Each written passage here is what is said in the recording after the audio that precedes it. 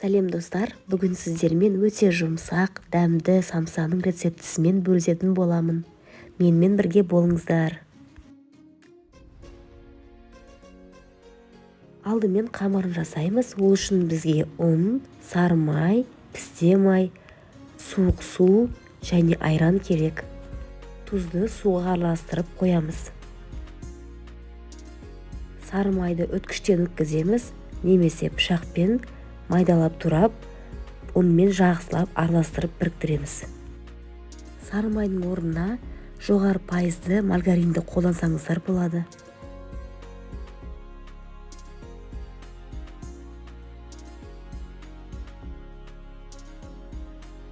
Ұн мен сары май жақсылап араласты.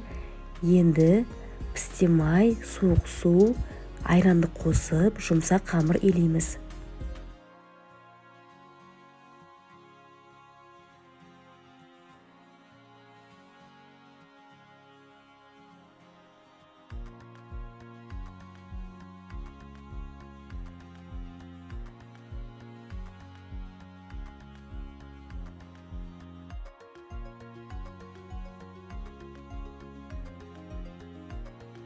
Иленген қамырды пакетке салып, тоңазытқышқа жарты сағатқа қоямыз.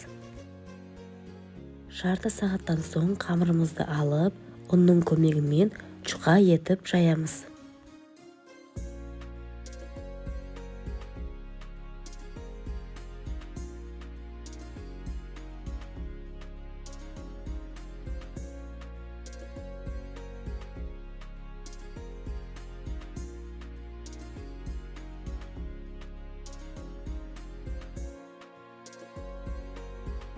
Жайылған қамырдың бетіне алдын ала ерітілген маргаринді құйып, толығымен бір тегіс жағып шығамыз.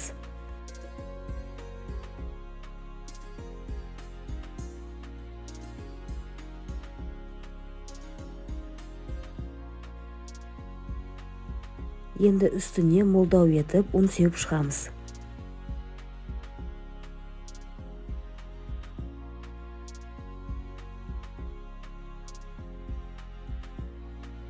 Сосын қамырды видеода көрсетілгендей етіп, жайлап орай бастаймыз.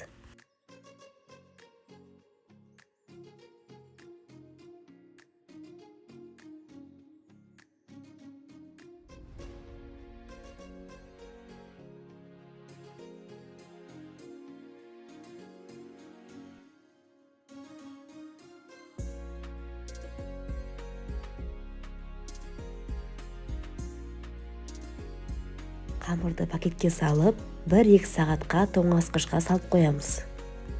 Салмасын дайындаймыз. Ол үшін пияз, тартылған ет, картопты 4 бұрышты етіп турап алдым. Жақсылап, тұз, бұрыш сеуіп, қолмен араластырамыз.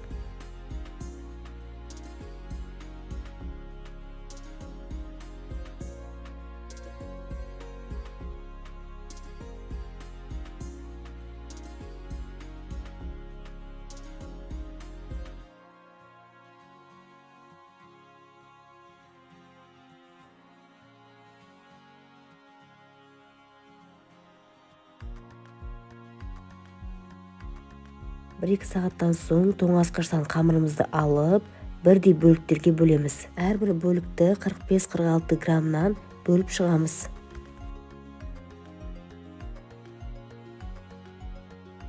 Видеода көрсетілгендей үстінен басып дөңгелек шығарамыз.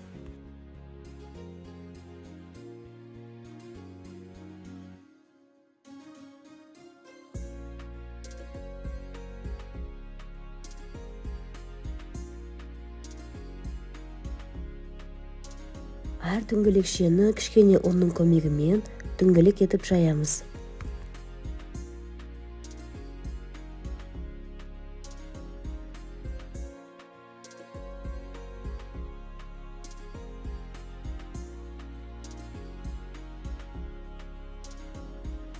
Жайылған қамырдың ортасына салмамызды салып, видеода көрсетілгендей етіп түйеміз.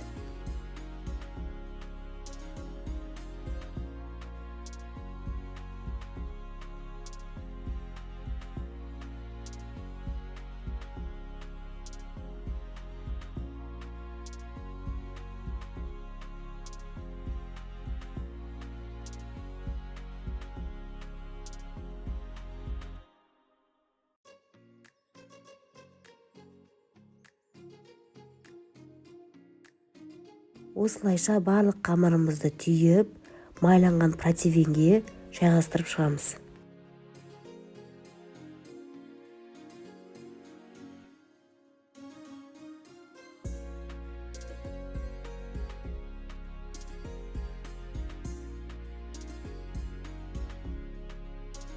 Әр самсаның бетіне жұмыртқаның сарысын жағып шығамыз.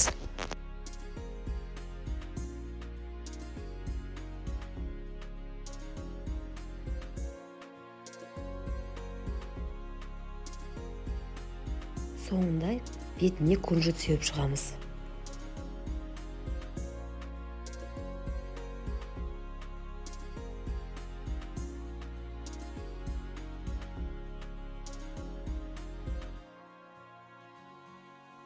Қызып тұрған духовкада 180 градуста 25-30 минутта пісіріп аламыз.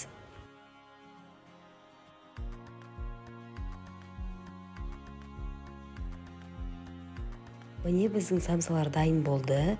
Көргендеріңіздей өте оңай дайындалу жолы, міндетті түрде жасап көріңіздер. Сіздерге ұнайтынына сенімдімін. Барлық қоспалардың мөлшерін описаниеге қалдырып кетемін. Сұрақтарыңыз болса, комментарийге жазсаңыздар болады. Видеоны соңына дейін көрсеңіздер, лайк басып комментарий қалдыруды ұмытпаңыздар. Назарларыңызға рахмет.